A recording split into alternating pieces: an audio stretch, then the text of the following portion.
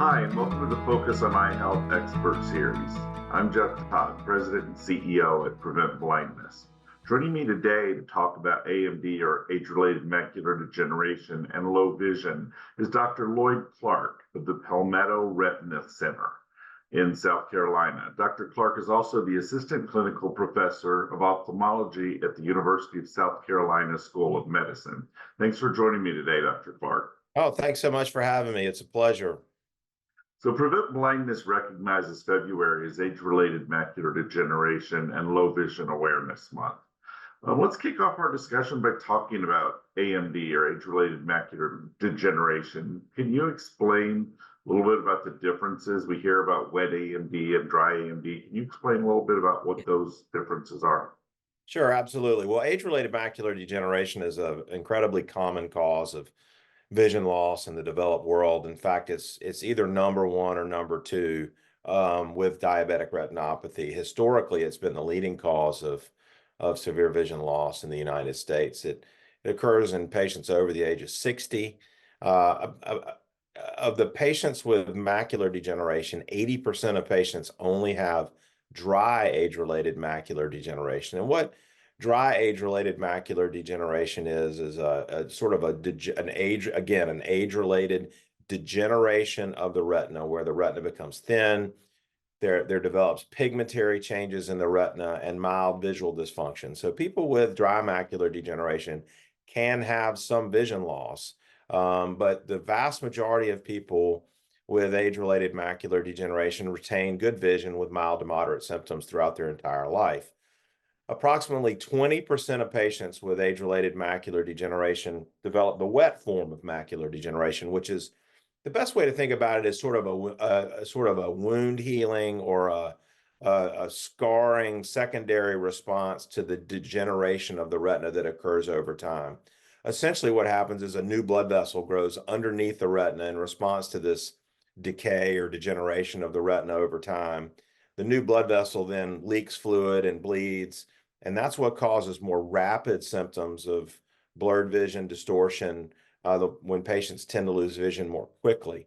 It only accounts for 20% of patients with macular degeneration, but it's the group of patients that people know the most about, because these are the patients that have more progressive vision loss. Now, in addition to that classification scheme, within the dry AMD group, there's patients that develop what's called geographic atrophy. Geographic atrophy, again, is a sort of a descriptive name.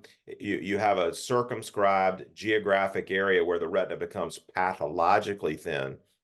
And it's the one form of dry macular degeneration where patients can develop progressive vision loss. Symptoms very similar to wet macular degeneration. Essentially, you get a spot where the retina just basically dies in the center of the retina. And if it involves the fovea, or the central part of the retina, it can cause substantial symptoms. Overall, that's about 10% of patients with dry AMD. So that's the overall breakdown of patients of the different types of macular degeneration, the type of symptoms that patients develop, and the overall likelihood of developing a problem. So I'm going to throw in another question that's off the script here. So with these different types, I know geographic atrophy, for example, recently has had some new treatments come to market. Could you talk a little bit about where we're at with treating AMD in general and some of the specific, the various conditions? Absolutely. So let's start with the global diagnosis of age-related macular degeneration. We've known for almost 2 decades or so that a specific formulation of antioxidant vitamins decrease the development of severe vision loss from age-related macular degeneration. These are the AREDS vitamins. We now have there was a second generation AREDS 2 study, which sort of refined the recommendations for antioxidant vitamins. These are the vitamins that I'm sure our audience sees advertised on TV and in magazines. These are very important because the risk reduction is around 30% of developing severe vision loss. So on a population basis, antioxidant vitamins are very important. And so when your doctor talks to you about taking vitamins for early age-related macular degeneration, it's a very important consideration and one I would encourage patients to stick with because it really does, on a population basis, make a substantial difference. Now, let's talk about wet AMD treatment. That's been on the forefront now for close to 15 to 20 years. This has been a revolutionary area of therapy for patients with macular degeneration, for physicians in our field. We now have a handful of agents which given as injections in the eye can reverse vision loss in about 30% of patients, but can stabilize vision in more than 90%. So one of the most encouraging things when we see a new patient with wet macular degeneration and we talk about starting injections, I can confidently tell a patient that you've got a better than 90% chance that you're not going to lose any vision from here going forward as long as we're aggressive with treating your disease. That's a very encouraging thing. Now, the good news is with some of our even more modern therapies, the likelihood of visual improvement is even higher. So, we can improve vision in a large minority of patients, but we can stabilize vision in virtually everyone. That underscores the importance of early diagnosis and detection, because the earlier we treat somebody, the more likely we can stabilize their vision. So wet macular degeneration therapy has transformed the prognosis for patients, the injections for wet macular degeneration. Now, as you suggested, Jeff, recently we've had 2 agents approved by the FDA for the treatment of geographic atrophy. Geographic atrophy has been a disease that causes progressive vision loss, as we discussed earlier, and there's been no treatment. So these medications offer a lot of hope for patients that have been hanging on with geographic atrophy for many years. These medications are given as injections in the eye. They're given somewhere between once a month and every 2 months. The more often you give them, the higher treatment benefit. Now, it's important to have a realistic understanding of what these drugs promise as injections in the eye. Patients have to stay on these drugs for the rest of their life if they want a treatment benefit. And the medication does not reverse the disease, and unfortunately, the medication does not improve vision for patients with geographic atrophy. What these drugs do effectively is reduce the rate of vision loss. So they slow down the rate at which patients lose vision.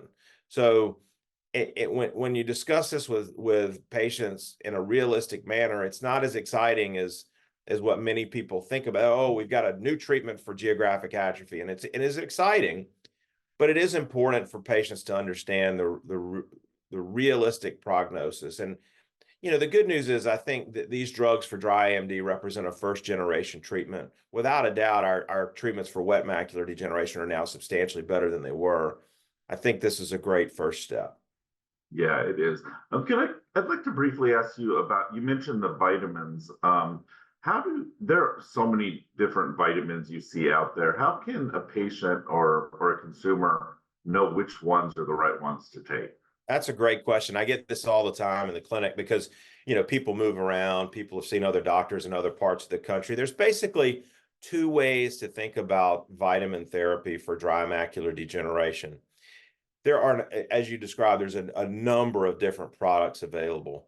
As it turns out, the only vitamins that have been studied in large randomized clinical trials are the AREDS formulations. Now, you can get vitamins that include that plus a lot more. You can get vitamins that are sold by your physician. You can get vitamins that are sold from some sort of internet marketing campaign. There's a lot of different ways to get the vitamins. As at the end of the day, the least expensive and most effective way to get these vitamins is to get them yourself at the drugstore or at a Walmart or a grocery store. The AREDS formulation vitamins are the only ones that have been studied in large clinical trials funded by the federal government. There's nothing wrong with getting some of these specialized formulations. There may be some convenience factor for patients buying them for their physicians. I don't have a problem with it, but there's really not any data that supports doing anything more than going to your local drugstore and getting AREDS vitamins as cheaply as possible. Got it. To look for AREDs on the vitamin. Yeah, So, either AREDS, AREDS, or AREDS 2. Either one is fine. great. Thank you. So are there certain groups of people who are at higher risk for AMD? Well, sure, absolutely. So, for example, there are patients that are at lower risk for AMD. For example, patients with dark pigment. So, black patients have a lower risk of age-related macular degeneration. Um, People of European descent have a higher risk of age-related macular degeneration. But a couple of things are important to consider for all patient populations, because that doesn't hold true necessarily for anyone. The first is the incidence of age-related macular degeneration goes up uh, exponentially as you age. So the incidence of age-related macular degeneration in 60-year-olds is very low, regardless of ethnic background, sex, any of the demographic factors.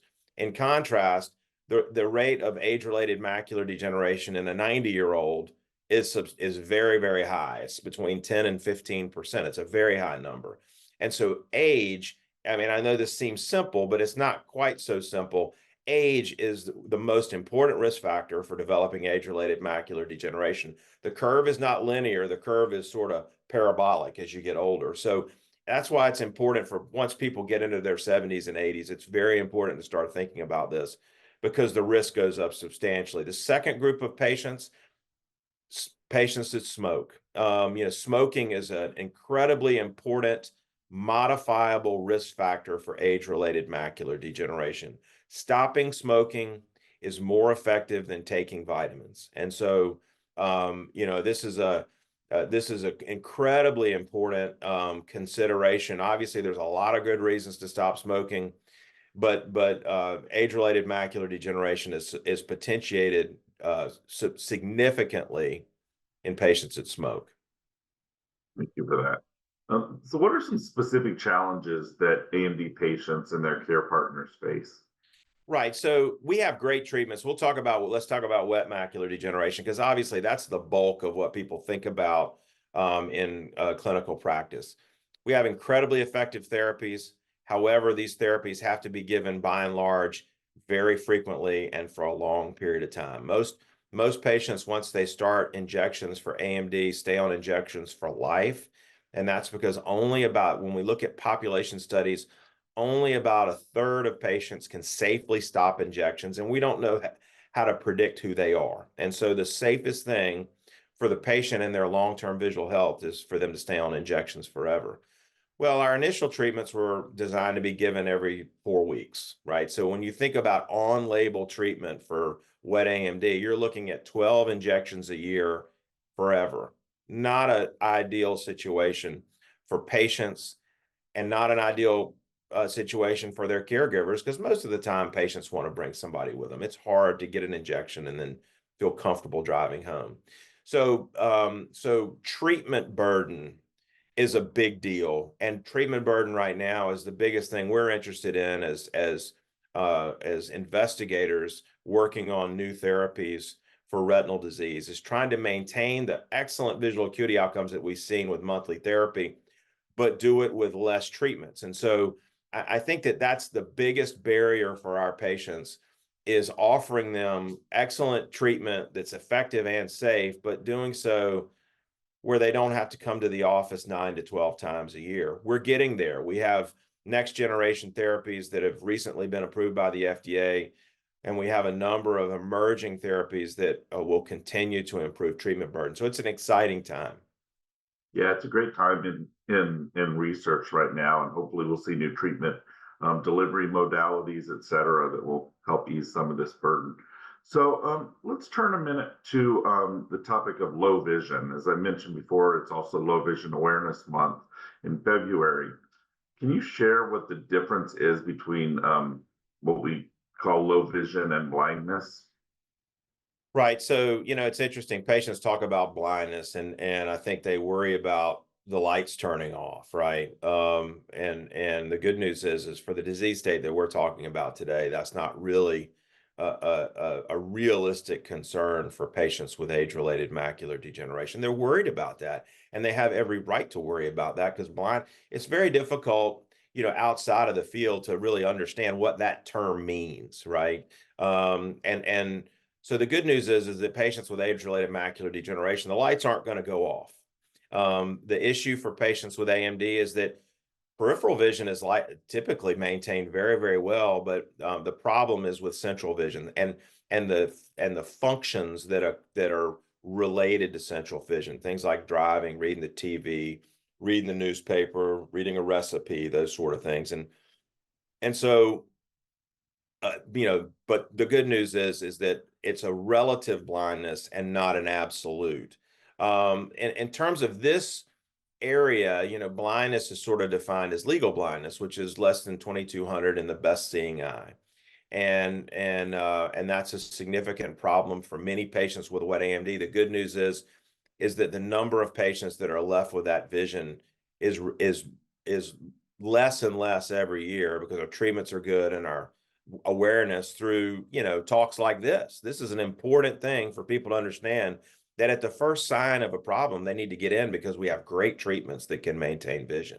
Now, for people that do have vision loss, central vision loss, whether or not it approaches 2200 or worse in their better eye or some degree, these patients can benefit immensely from different types of visual aids that allow an eye that has disease to function better. That's the way I describe low vision therapy and low vision devices to my patients, is that I'm not going to make your eye healthier. I'm not going to be able to necessarily allow you to see better. I've got you as good as I can get you with whatever treatment we've decided to do.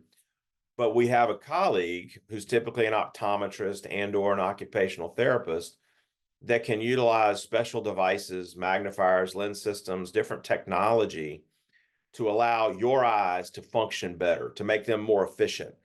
It's an incredibly important adjunct to what we do as retina specialists.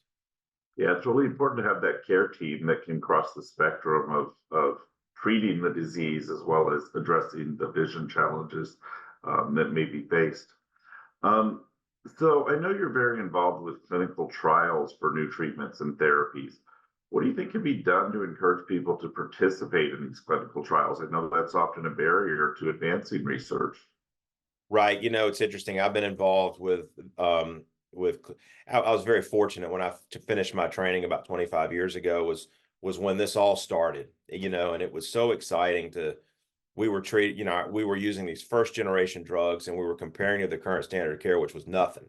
And it was really easy to figure out, we were supposed to be masked and not know what patients were getting. Well, we knew what patients were getting pretty quickly, and it was incredibly exciting.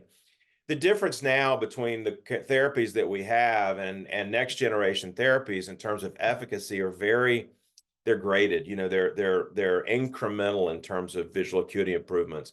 And so we have to identify what the potential benefits are and try to explain those to patients. Right now, in most of our clinical trials, again, the potential benefit is treatment burden. I'll give you an example. We now have two drugs that have currently been approved by the FDA that have on-label dosing as infrequently as every 4 months. They offer equivalent visual acuity outcomes given 3 times a year after an acute phase, equivalent visual acuity outcomes to the every 4-week drugs that we've been using for 15 years. That's a dramatic improvement for patients. But on top of that, now we have surgical devices that can be refilled with drug maybe once a year. And then the holy grail of current drug development is this idea of what's called gene therapy. And gene therapy is where you use essentially a virus to create a factory of these molecules inside the eye. So if gene therapy is effective in its current form, we may be able to do either an injection in the eye or a very minor procedure and create a scenario where a patient never needs an injection again.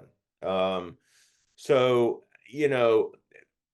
these are the issues that make clinical research for us and for our patients very exciting, because not only can participation in a clinical trial offer benefit for your fellow citizens going forward, but it gives you access to next generation therapies today. If you get involved in what's called a phase 3 clinical trial, which is the last phase of clinical trial development, that device or that drug or whatever is being studied has been given to hundreds, if not several thousand patients. There's not there's not likely an issue related to safety, and clearly there's been a clinical benefit demonstrated. So if you have an opportunity to be involved in a later phase clinical trial, it really gives you the opportunity for next generation therapy, which is exciting. Great. Thank you so much. So as we wrap up today, what advice do you have for someone who recently has been diagnosed with AMD or is newly experiencing low vision? Well, the first recommendation I would give them is to seek care immediately. Be evaluated by your general eye care provider if you are not able to see a retina specialist right away, because again, if you've got treatable disease, if you've got active wet macular degeneration, you have a better than 90% chance of not losing any vision once you initiate therapy. So don't delay. The biggest issue related to patients with severe vision loss is related to either delay in therapy or non-compliance. And that's the second issue. If you are diagnosed with wet macular degeneration and you institute therapy, it's critical to stay compliant with your treatment plan, because these drugs are very effective. I know it can get old and it can get very frustrating to have to come in for repetitive injections, but these drugs work, and these drugs work for the long term if patients are treated aggressively and appropriately. Well, thank you for that. And for anyone interested in getting more information about AMD or low vision, please visit the Prevent Blindness website at preventblindness.org or our Living Well with Low Vision resource. Thanks again, Dr. Clark. Jeff, thanks so much for having me.